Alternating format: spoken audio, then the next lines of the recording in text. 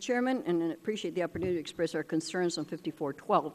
This legislation would apply a new complicated process to streamline, quote, streamline environmental review for the Bureau of Reclamation water projects. It borrows these controversial streamlining provisions from WRDA, the Water Resources Reform and Development Act. However, unlike WRDA, which authorizes $16.9 billion in water projects across the country, this bill does not provide one penny, not 1 cent, in federal funding or authorization for new Bureau facilities. The bill completely ignores the real problem with water projects being delayed, which is, quote, lack of funding. This Congress has continued to ignore the funding needs of the Bureau of Reclamation, and more importantly, Title 16 recycling projects, where there continues to be a $350 million backlog for active, congressionally approved and authorized water reuse and reclamation projects. If Congress properly funded water projects, we would be able to prepare for drought cycles and provide quicker delivery of much-needed wet water. Many of us have strong concerns with the environmental streamlining provisions in WRDA, but we supported WRDA as a compromise between your side and our side. 5412 is not a compromise like WRDA bill was.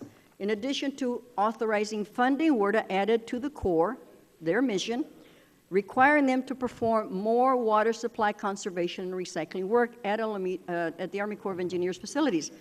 We have no new water supply conservation or recycling in this bill before us today.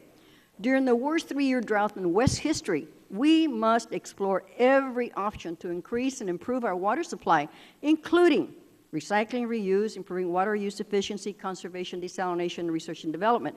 Instead, we're debating a bill that does nothing but add to the bureaucratic requirements for conducting and approving water project studies.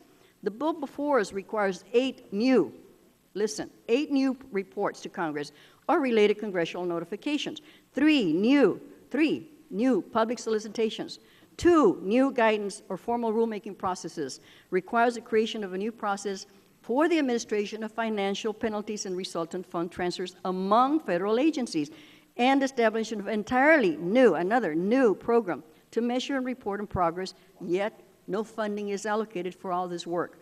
I've continuously heard in the Water and Power Subcommittee the need to reduce government, cut red tape, to make process easier and faster to provide aid, and yet we're creating more bureaucracy.